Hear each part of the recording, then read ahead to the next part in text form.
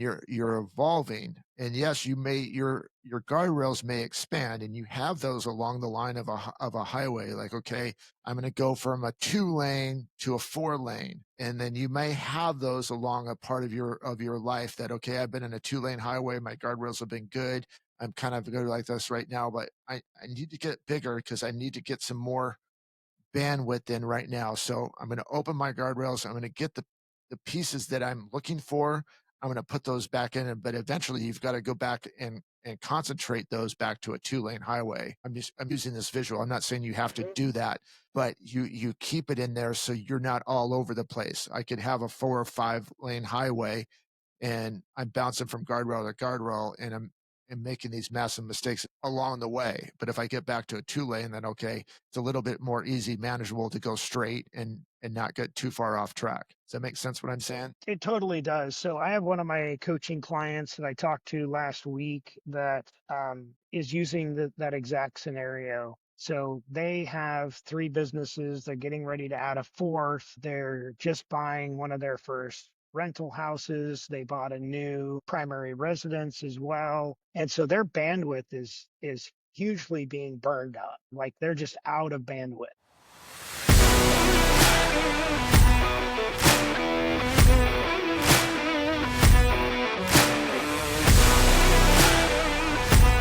All right.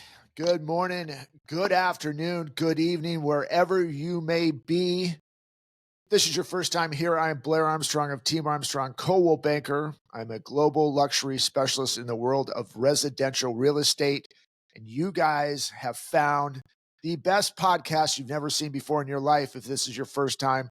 We are called Old Guys Still Rock. We are in episode number 113 today. Can't believe that. Gives you a little bit more about me, but I'm located here in the Coachella Valley, basically the Palm Springs, Palm Desert, La Quinta, Indio area. Hopefully you've heard some of those. If you haven't, get a map, look up Palm Springs, Palm Desert, go from west to east. That's the Coachella Valley. And then on my left, possibly your right, is my very, very good friend for almost 30, Brent Wright of Brent Wright Incorporated.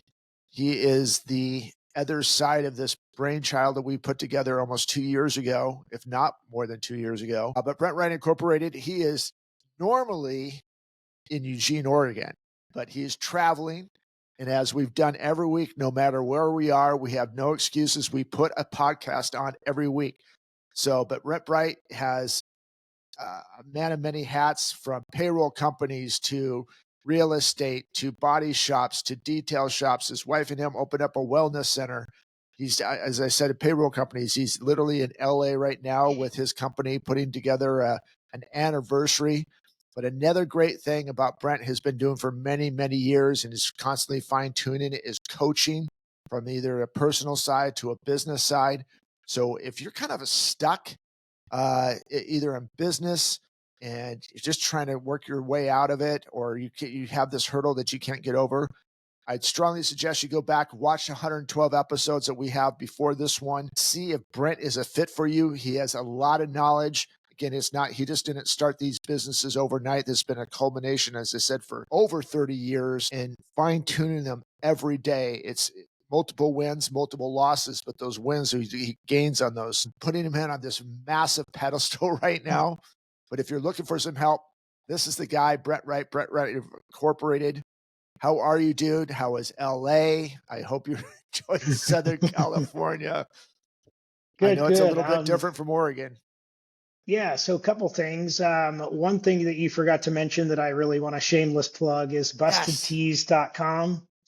Bustedtees.com is our latest venture with me and 3 other high functioning individuals. A lot of people would say high net worth. Their net worth isn't calculated in money to me. Their net worth is calculated in the value that they bring to our relationship, the value that they bring to our business as well. So Kyle, Eric, Alex, I know some of you guys listen from time to time, so thank you. I appreciate you candidly, publicly, behind the scenes, all that you do, everything that you do. So I just want to say that. I'm going to knock myself down off the pedestal that you just put me on a little bit. Good. And so, be humble. Yeah, for sure. couple reasons why we started this podcast. We talk about it from time to time. This is Blair and I's on my drive home almost every night, or every third night I would give him a call and we would chat for 15, 20 minutes and kind of decompress the week or the day for each other. And we decided to just do that in a podcast format, so that way there might be value that we could add to you. But ultimately, it wasn't just to discuss our successes and our failures. It was our struggles, our opportunities for success and for failure, our opportunities to be better human beings. And that's kind of really the format of this, is to not to be an expert in everything that we talk about here. It's just to discuss it, to open it up, create a wound, if you will, so that way we might have opportunities to heal, not just for ourselves, but for those that are listening. So I did get some feedback from one of our longtime listener and somebody who's been on the show, Gerard, who I also coach. And it was a very proud moment for me this morning in our coaching session. And I told him this, that it's kind of in reference to the old Kung Fu movies. Remember the old Bruce Lee stuff, right? So black and white, all that stuff. And I know that you're into martial arts, Gerard. So I love the fact that I was able to tie that together for you. But the proudest moment for a teacher is when the student becomes the teacher. And I had some opportunities today to take advantage of that with Gerard, where he was effectively switching roles and trying to coach me. And so proud dad moment, proud coach moment, whatever you want to call it. I was really, really excited to see his. So every week, most of my coaching clients are required to produce answers to a list of questions to help me guide them through the things that they're struggling with, or the things that they need help with, or just feedback or otherwise. And part of his questions, he says, what have you been struggling with or need help with? And it was in reference to our podcast, some clarity that needed to be had, and some opportunities he provided some coaching opportunities in ways. He was confused with the "it's good to be king" subject, the following one, and then the following one after that. And so some of the feedback was just in not understanding the context, not understanding really, and not to use this as an excuse, but we have 45 or 50 minutes here to kind of dive in deep, do as much of a deep dive as we can into some of these subjects, right? And so it's not, we may not just be, you say it all the time, we might just be scratching the surface to this, which is why we asked for feedback. And I was really jazzed to get your feedback, Gerard. So thank you very much. And I will share that with Blair. And then hopefully we can all become better people by your feedback. So thank you for that. And we welcome that. Yeah. I think there's, it's ironically said that Chrissy listened to our podcast last week, and I said, what'd you think? And she's like, well, I have feedback, but I know you don't like it. And I'm like literally walking out the door. So I've got to go back and get that feedback. I do want to have that feedback. But it goes back to, it did put a trigger onto it, is I've been with you and I can go and exchange stuff, right? And this happens for a lot of people. And this is actually kind of leads into our topic today of guardrails, where you're keeping yourself in, guardrails of life. You have guardrails for cars to keep you off of bad paths or going into nether lanes or crashing or whatever it is. But it's just, what are your guardrails like? And there were times, a lot of times, most of the time, when I would get feedback from her that I was like, yeah, you don't know what you're talking about, blah, blah, blah, blah, blah. That's not what I meant. Instead of what you probably just got from Gerard today is some feedback that maybe a different person in your life, you're like, yeah, dude, you don't know what I'm talking about, and then blowing it off. And not really. Well, we go into defense mode. We go into defense mode, right? And the first thing is to not really evaluate it from a critical thinking perspective. We go into emotional response. We go into fight or flight, all of those things. So yeah, you're like I told you, your subject this week came at the right moment. Divine intervention, we always say. And so yeah, so I agree with you. Yeah, it's the guardrails of this stuff. Of what are you keeping yourself? So guardrails, it could be anger. How are you using your anger? I mean, anger has been an emotion that, again, God gave to us, but is it being used the right way? Are you using anger without any guardrails, where you're just all over the place and irrational and not really thinking? Are you putting your anger in those guardrails of like, where is this anger coming from? That's a guardrail. Your friendships, your relationships, are there guardrails on them? Are you hanging out with people that if other people saw you, would you be okay with it? Or would you be like, yeah, I don't want, no, I will say this, and because we've been transparent, there was a point in my life, there was people that I hung out with that I wouldn't want other people to know that I was hanging out with them, you know, and that costs you. That's not having guardrails on your life, and it's putting you in situations that's not only a potential ripple effect for yourself, but is a potential ripple effect for a lot of people that you hang out with.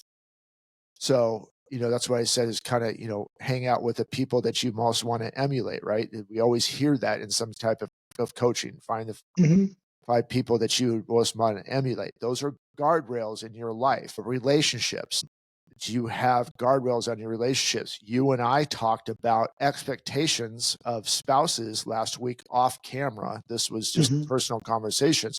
There's guardrails to protect your family, right? Yeah. And so those are important. And some people go say, well, you're being too restrictive. Well, are you?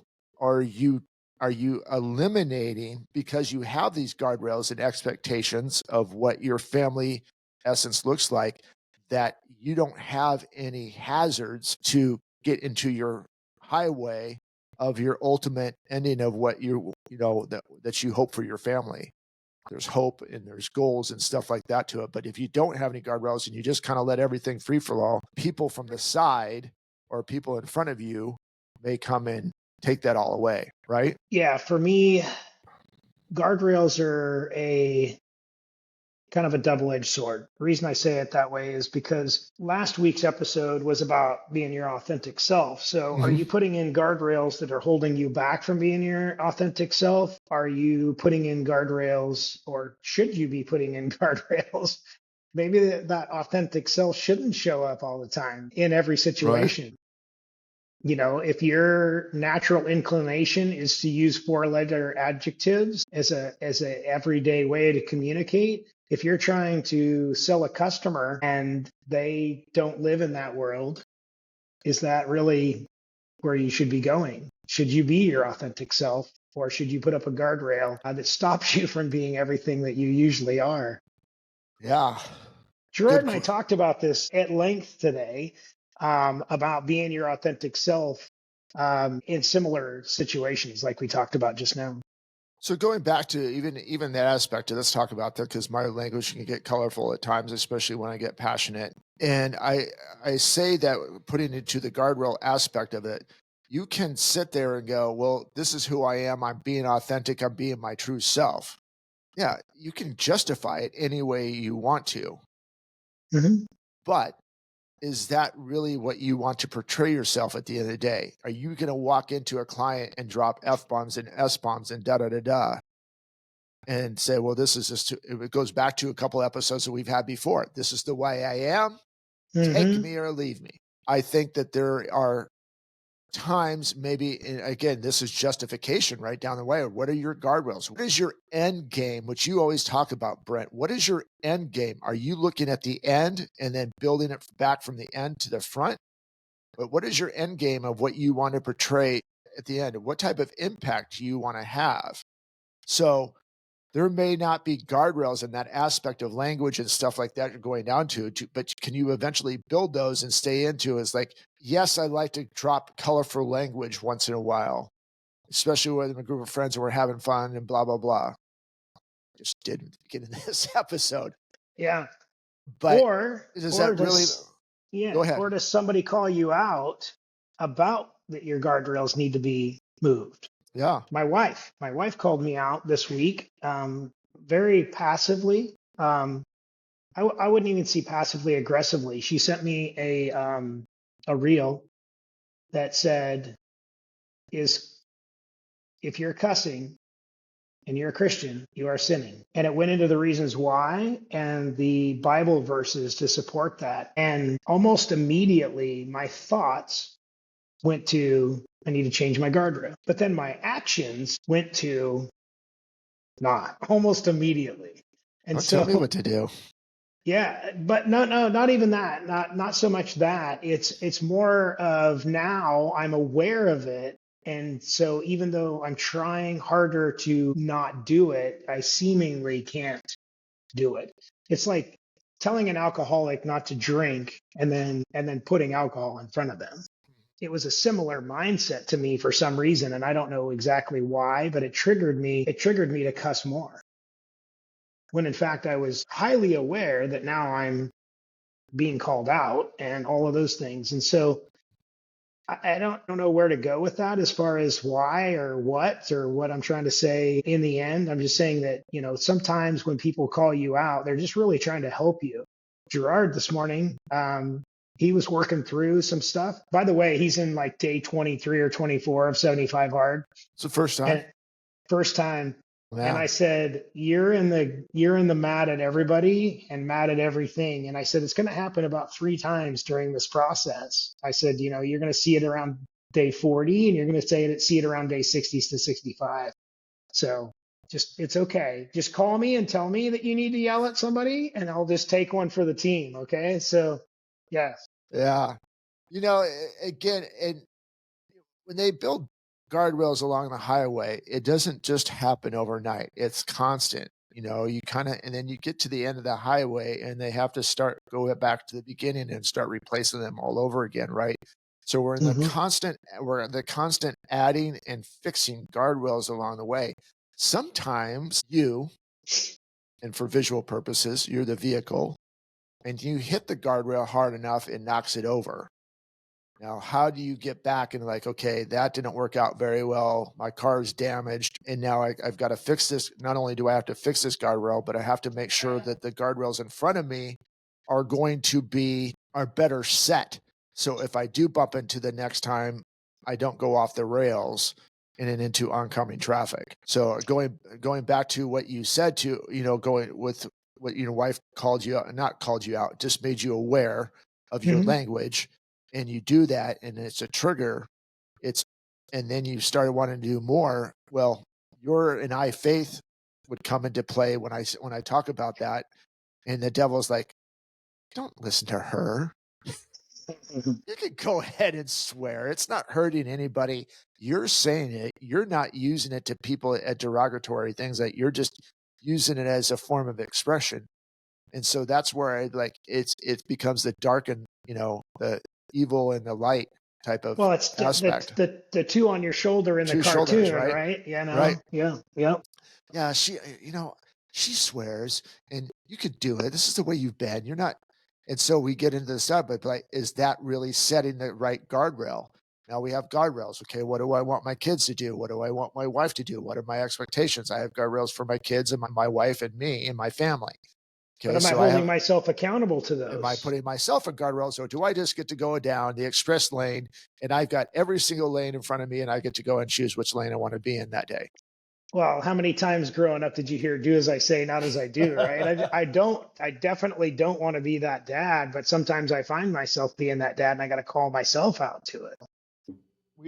As I think that and I will say this in a lot of, and you can have this way as an entrepreneur too, but entrepreneurs, our minds are going so fast and constantly. Yours is on mother freaking warp speed, but you're like 10 years ahead of everybody else that listens to this podcast. But I will say that, our brain goes so fast and we're thinking of so many different things that sometimes we justify it as it is just a release. We have to get all of this out.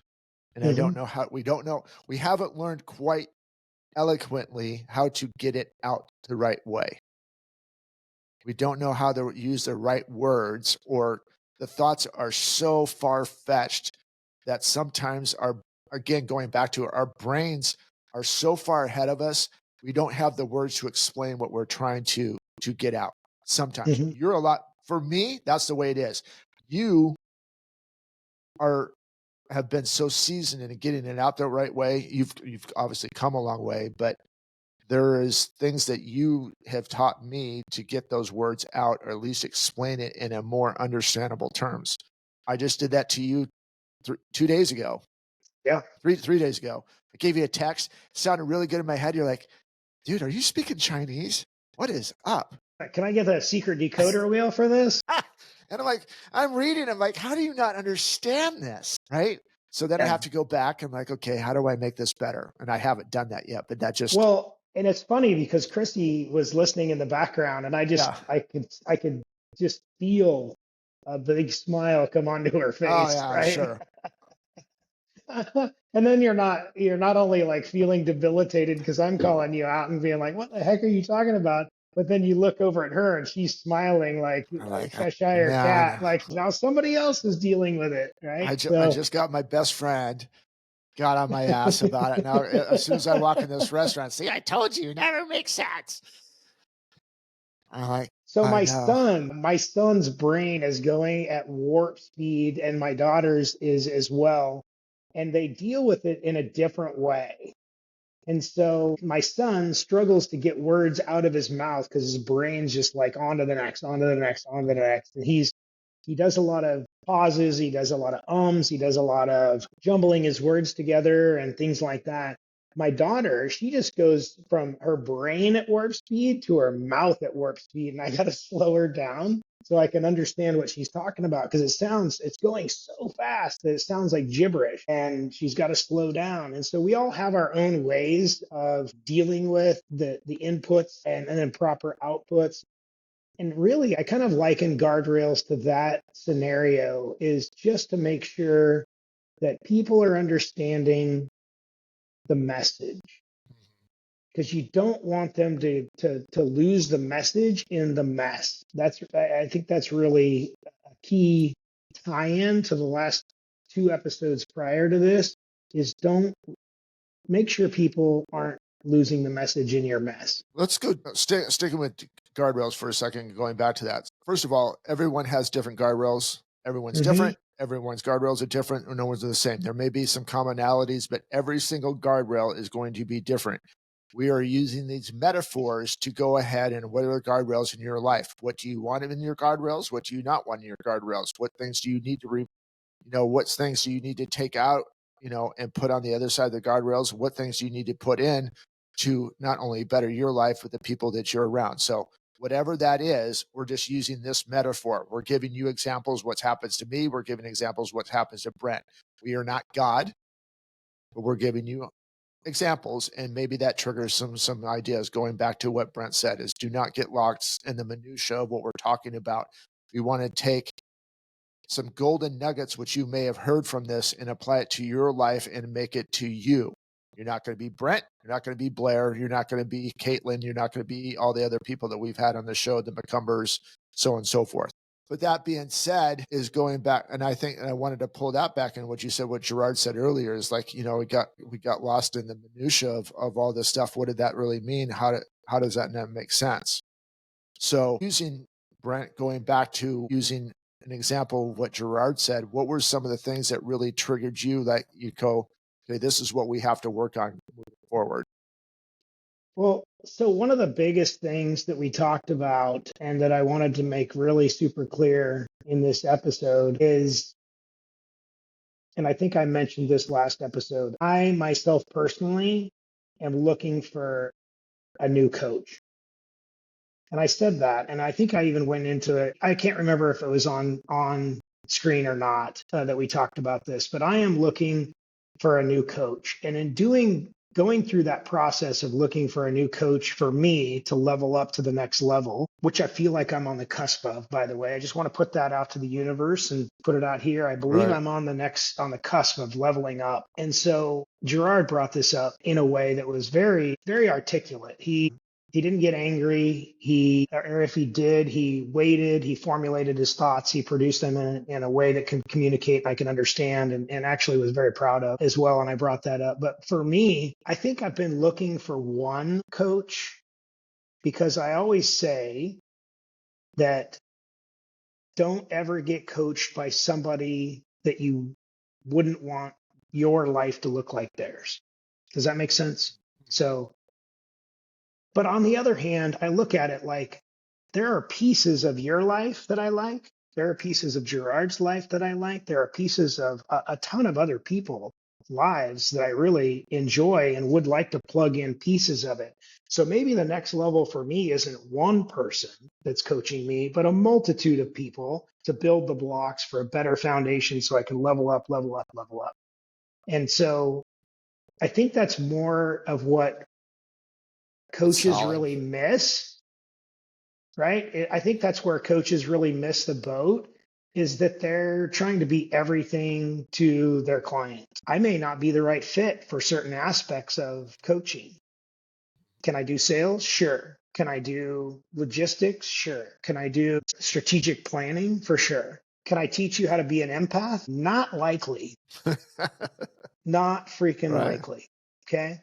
So when I say, that I want to find a new coach, part of my struggle in life is being empathetic in a business setting. And so maybe I need to find a one person that's really good at that. May struggle with the rest of it. May not even show up for the meeting on time, but they're really good at caring about other people, Yeah. right?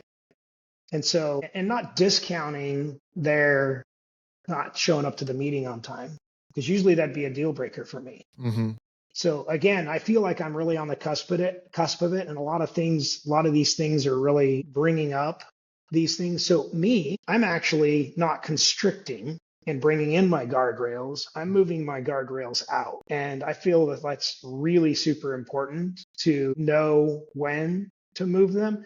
So when you said guardrails, my first thought didn't go to like the concrete dividers or the Mm-hmm. cables on the freeway. Mm-hmm. It went to those water buckets and a car smashing into it and the water exploding and the car careening off. That's really more of a guardrail that I have seen in my life, is more of just, bouncing me off to the next trajectory, bouncing me. I'm not getting damaged. I'm just, you know, Yeah. No, I think that's what you said was super solid right there, right? And I think that comes for me when I hear you say that, it comes back to is how awesome is that you can understand that I need to evolve on a different level. But a year ago, I would never thought that, no, this is where I need to be. This is what I need to find out. And now I need to find, what am I lacking? And really peeling back your own onion. I'm like, okay, I need a little bit more empathy and understanding. Maybe that came out of with your new venture with Busted Tees, and you have so many different, you're all entrepreneurs in a roundabout way, but have different gifts in this business. And you're like, wow, I kind of like that. I or can that's look uncomfortable for for me, him and I comfortable. don't know how to formulate an opinion about it. Maybe I should go down that road and see if that stove's going to burn my hand or if it's just going to warm me up. Go back to the four agreements, and agreement number 3 is don't make assumptions. Like, I don't understand it, so I'm not going to make assumptions. I'm going to figure out how to make that to work. Mm-hmm. So you do this stuff and you're evolving, and yes, your guardrails may expand, and you have those along the line of a highway. Like, okay, I'm going to go from a 2-lane to a 4-lane. And then you may have those along a part of your life that, okay, I've been in a 2-lane highway, my guardrails have been good, I'm kind of good like this right now, but I need to get bigger because I need to get some more bandwidth in right now. So I'm going to open my guardrails, I'm going to get the pieces that I'm looking for, I'm going to put those back in, but eventually you've got to go back and concentrate those back to a 2-lane highway. I'm using this visual, I'm not saying you have to Mm-hmm. do that, but you keep it in there so you're not all over the place. I could have a 4 or 5-lane highway, and I'm bouncing from guardrail to guardrail, and I'm making these massive mistakes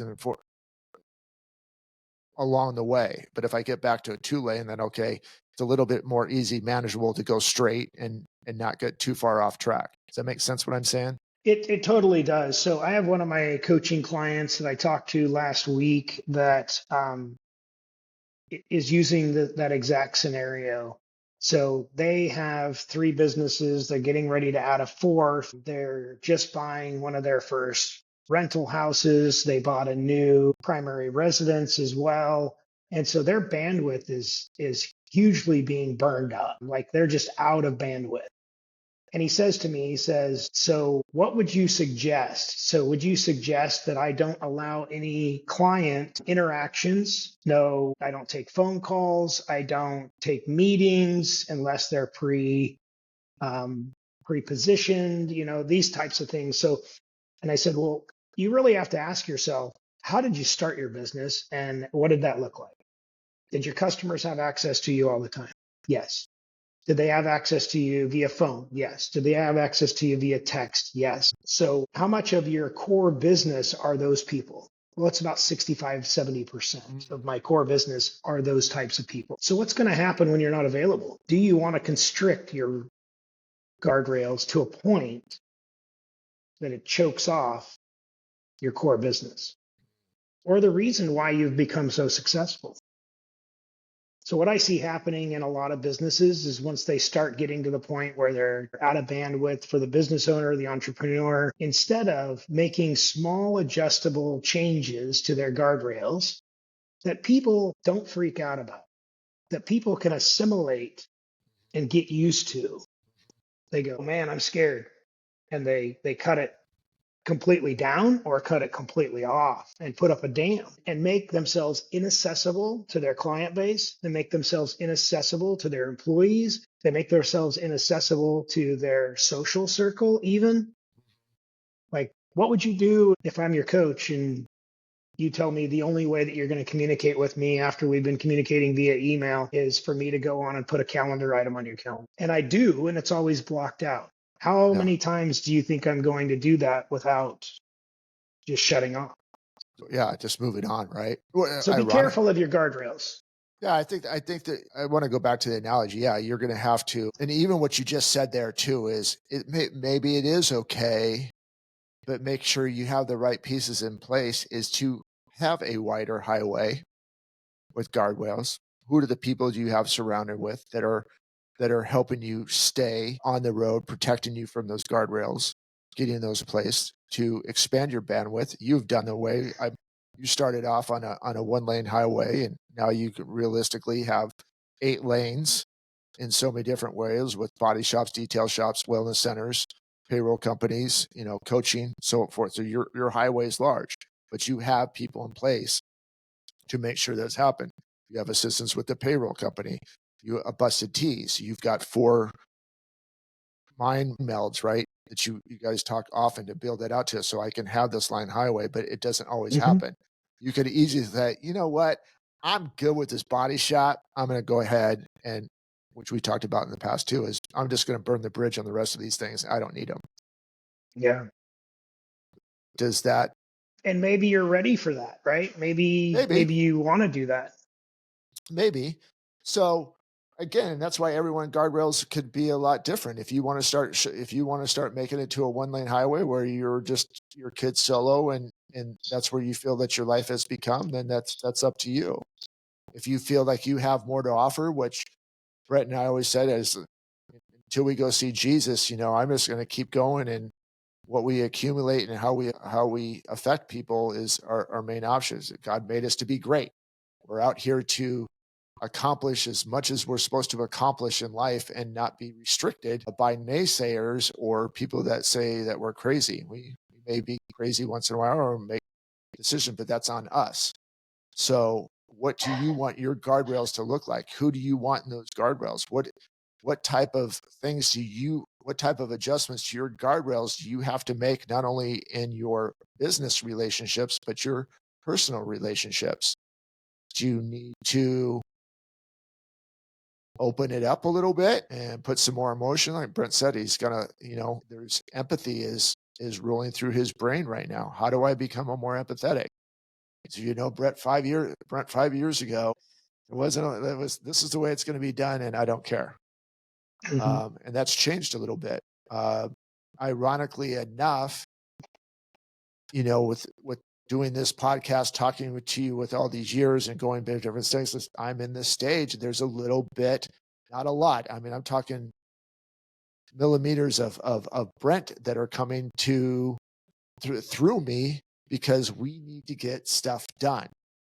I'm always like, okay, I'll get to it later. I'll just make sure that everyone's appeased before we move forward to it. I know that they may not like that, so I'm just not going to do it right now. I'm just going to wait. And I'm like, what am I doing? I'm restricting my guardrails. I'm not going to run over everybody to get to the spots to it, but I'm not going to let, just because you don't want to do it, for me stopping the progression of it. And we just literally just had that happen yesterday. We're pursuing somebody, pursuing something. Like, yes, I want to be a part of it, but right now I'm going to go vacation for 3 months, and I'll let you know when we come back if I want to do this, or, even proceed in and in the business that we were going to pursue. And I'm like, I guess it's just a missed opportunity. Nothing against them. That's who they are. That's the guardrails they want to stay in to, but it's slowing the progression that we need to. And so we are just going to go ahead and move forward. David and I are going to take some more responsibilities. And if that person wants to come back later, we'll definitely widen our guardrails to allow them to come in. But I can't be restricted by one person's decision to, I'll think about it for 3 months. And that's not being, I don't know if the empathetic or compassionate is the right word for it, but I'm just saying is this, like, you can't slow yourself up because someone else is not ready. And you can't force them along either. You can't. Sometimes I find myself wanting it more for them because I see their potential than they want it for themselves. And that drives me crazy. And so I've got to stop. Like, I can't think about that anymore. I'm trying to make somebody something that they are just not ready or want to do. So that goes back to exactly what our subject matter is. And these subjects, guys, are a lot for us, and they very selfishly show up in this podcast because these are real life things that we need to work through, things that we feel very passionate about, that we are struggling with, that we're not good at maybe, and we're not an expert at. So that's the reason why we talk through it.